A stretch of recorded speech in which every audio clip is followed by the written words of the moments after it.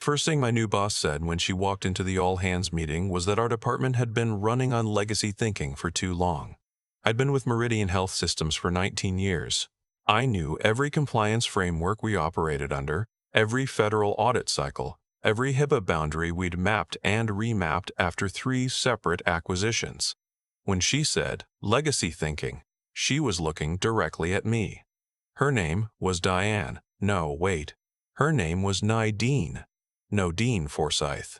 She came from a consulting firm that had never actually run a hospital network. She had an MBA from Wharton, a LinkedIn profile full of buzzwords like transformative healthcare infrastructure and agile compliance ecosystems, and approximately zero experience with what it actually takes to keep a multi-facility healthcare system inside the lines the federal government draws. She also had a nephew. His name was Bryce. He was 26 years old, freshly certified as a healthcare IT compliance analyst, a credential that takes about 4 months to get and looks impressive on paper until someone asks you what 45 CFR Part 164 actually requires in a breach investigation.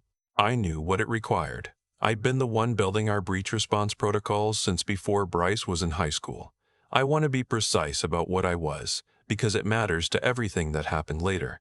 I was the Director of Regulatory Compliance for Meridian Health Systems, a regional hospital network covering 11 facilities across 3 states, Ohio, Indiana, and Kentucky. We operated under a patchwork of federal oversight that would make most people's eyes glaze over. HIPAA, the Medicare Conditions of Participation, State Health Department licensing requirements, and, this is the part that becomes critical, we held 2 federal contracts through CMS. The Centers for Medicare and Medicaid Services, totaling just over $62 million annually. Those contracts had something called designated compliance officers written into them, specifically named individuals whose presence was a contractual and regulatory requirement. I was one of 2. The other was a woman named Frances who'd been with the company for 12 years and was so good at her job that she once caught a billing irregularity that saved us from a False Claims Act exposure that could have ended the organization. Frances and I had worked side by side for most of my time at Meridian. We understood the architecture of the thing, not just the rules, but why the rules existed, who enforced them and how, and what the actual cost of getting it wrong looked like. Nadine understood none of that. She didn't need to. She had a mandate from the board to modernize compliance operations, a budget she could reallocate however she wanted, and a nephew who needed a job. The first indication of what was coming arrived about 6 weeks after Nadine took over.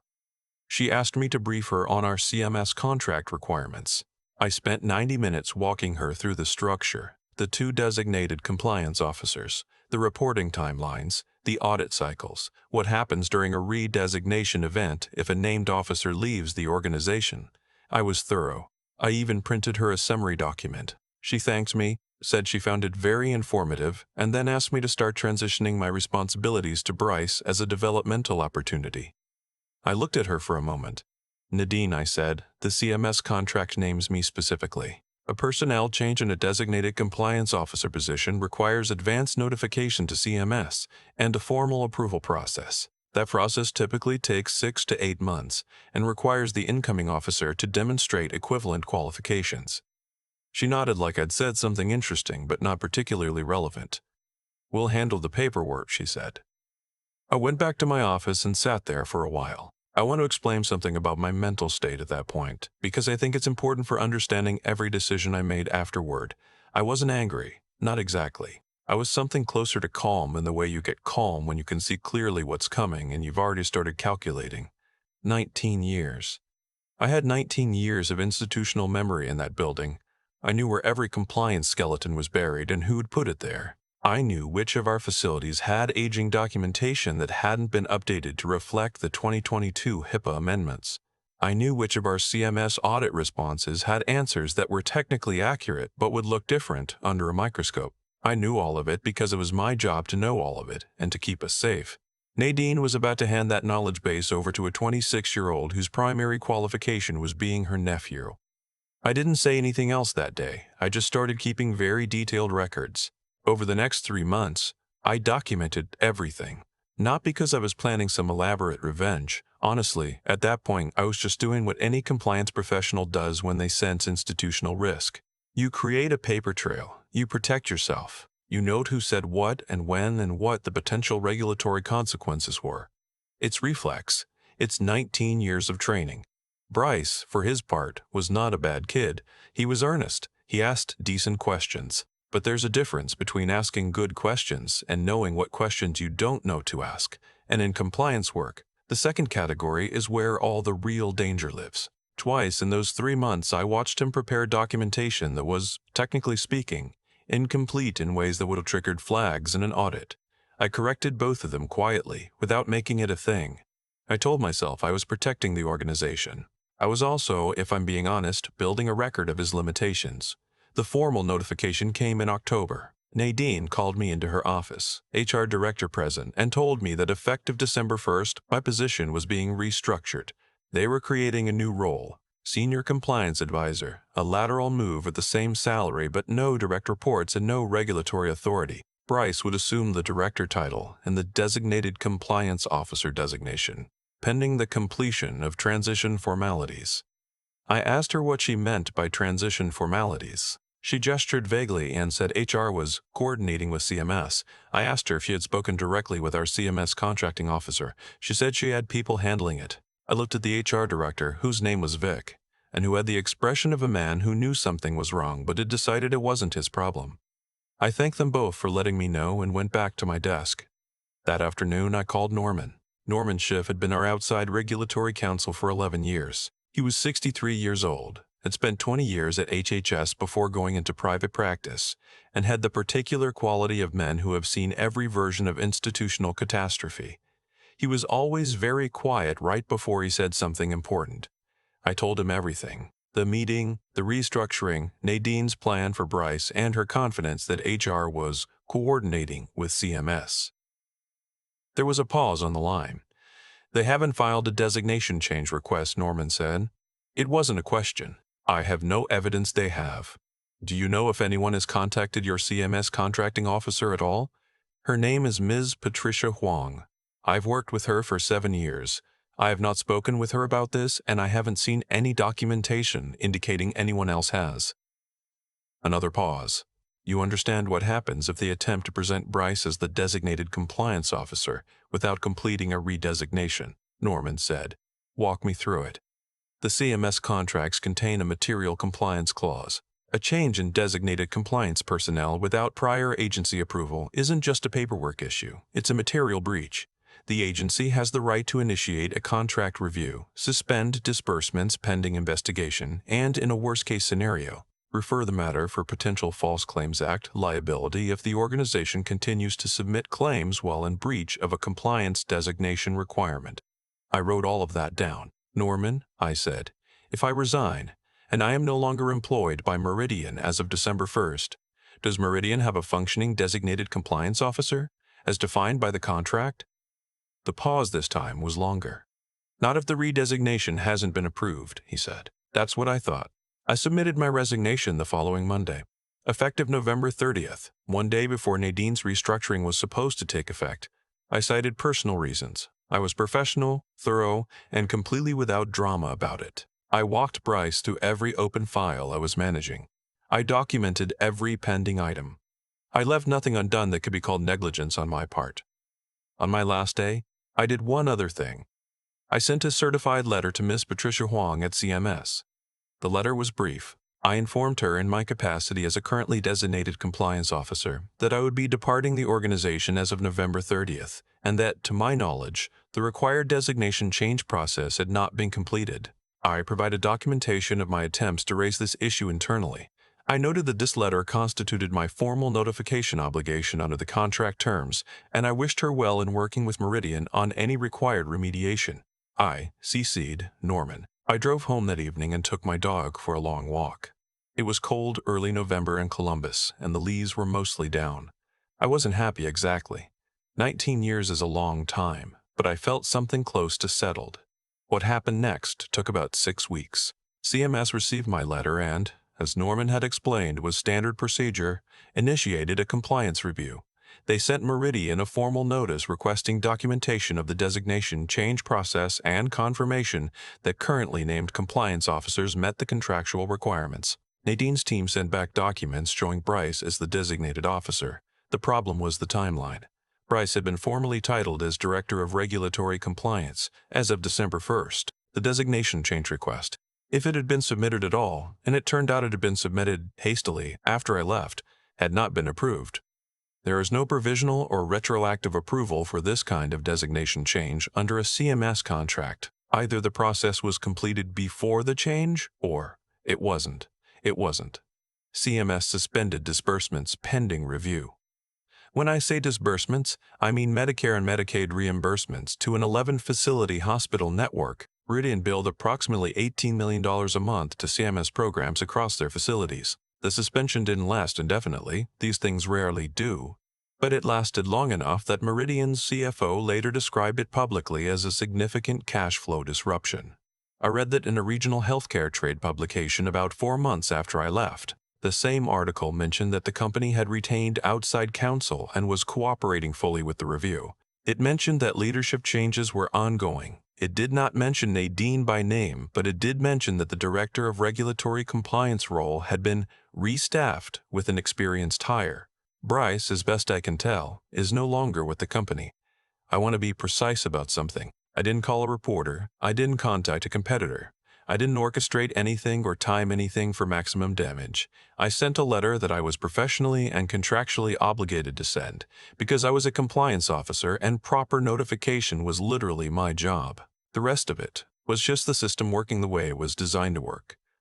That's the part that Nadine never understood. She thought compliance was a formality. She thought the rules were suggestions that applied to other people, organizations that didn't have smart consultants and good lawyers. She thought "we'll handle the paperwork" was an answer. In regulated industries, the paperwork is not separate from the thing. The paperwork is the thing. The documentation, the timelines, the designated personnel requirements, these aren't bureaucratic friction. They're the structural load-bearing walls of the entire operation. You can't knock them out to remodel the space and expect the ceiling to stay up. I know this because I spent 19 years making sure those walls were solid. I had lunch with Frances about 3 months after I left. She'd weathered the transition better than I had. She was the other designated compliance officer, and CMS's review had made her, suddenly, extremely important to the organization's continued functioning. She told me over a sandwich that the board had been furious, that there had been emergency meetings, that Nadine had been let go before the new year, which I had suspected but not confirmed. "They're trying to figure out how this happened," Frances said. "I imagine so." "Did you know it would go this way?" I thought about that for a moment. I knew what the regulations said. I knew what the contract required. I knew that no one in Nadine's chain of command had the operational knowledge to catch what she was doing before she'd already done it. I knew that the law doesn't make exceptions for good intentions or executive authority or the fact that someone's nephew needed a career opportunity. I knew what the rules were, I said. I just made sure someone with enforcement authority knew them too. Frances nodded and picked up her sandwich. "She called it legacy thinking," she said. "I know. 19 years of keeping that organization out of federal trouble is a lot of legacy." I got a call 2 weeks later from Meridian's interim CEO, a board member who'd stepped in while they searched for permanent leadership. He was professional, somewhat embarrassed, and carefully worded. He asked if I would consider a consulting arrangement to help stabilize their compliance program during the transition. I told him I would send him my hourly rate. It was considerably higher than what they'd been paying me as a full-time director. He called back the next day and said yes. I worked with Meridian for 4 months as a consultant. Flew in twice a month, worked remotely the rest of the time, billed every hour. I helped them get through the CMS review, updated their documentation, and trained the new compliance director they eventually hired. A woman from Cleveland with 22 years of healthcare regulatory experience, who shook my hand at our first meeting and said she'd heard about what happened. "Must have been frustrating," she said. "Not really," I said, which was mostly true. "I just did my job. The system did the rest. There's a particular satisfaction in knowing your work so well that the work protects you, even after you've left. Not because you planned it, not because you maneuvered for it, but because 19 years of genuine expertise has a weight to it. You can try to replace that with a fresh MBA and a family connection. You can call it disruption and transformation and moving past legacy thinking. But at some point, CMS is going to send the letter, and you'd better hope your designated compliance officer knows what it means." I still think about the drive home on my last day. Cold November, leaves all down, my dog waiting at the door like nothing unusual had happened. And in a way, nothing had. I'd done exactly what I was supposed to do. Filed the right paperwork, sent the right letter, told the right people what they needed to know. The system worked the way it was built to work. That's not a dramatic ending. It's just what happens when you've spent 19 years learning how something actually functions. What I keep coming back to is this. Nadine wasn't stupid. She was educated, confident, well-connected. She had real authority and a real mandate. What she lacked was the willingness to understand the ground she was standing on before she started moving walls. And that gap, between the confidence to act and the knowledge required to act well, is where the whole thing came apart. I've watched people confuse credentials with competence my entire career. Bryce had a certification. He could pass a test. But knowing the rules and understanding why the rules exist are two entirely different things, and in a regulated environment, the second one is the only one that actually protects you. I knew why every clause in that CMS contract existed. I'd watched what happened to organizations that ignored them. That knowledge didn't come from a 4-month course. It came from showing up, paying attention, and caring enough to get things right even when no one was checking. There's something I want to be clear about, because I think it gets lost in stories like this. I didn't win because I outmaneuvered anyone. I didn't set a trap. I sent a letter I was obligated to send, and then I went home. The consequences that followed were the natural result of choices Nadine had already made. That's how cause and effect actually works. Not as punishment, not as karma in any mystical sense, but as the straightforward outcome of decisions made without full information or honest reckoning. What I built over 19 years wasn't leverage. It was integrity, in the structural sense of the word. The integrity of a system that holds under pressure because every component was put in place correctly and maintained honestly. When Nadine tried to remove a load-bearing piece and replace it with something lighter, the structure didn't collapse because I wanted it to. It collapsed because that's what structures do when their integrity is compromised. Francis called it legacy. I'll take that. Not as nostalgia, but as the record of someone who showed up and did the hard, unglamorous, meticulous work long after it would have been easier to cut corners. That's the only kind of foundation that holds. And when someone comes along and calls that foundation obsolete, the most powerful thing you can do is step aside, let them discover what they've actually built on, and make sure the right people know the truth. That's not revenge. That's just what it looks like when the work speaks for itself.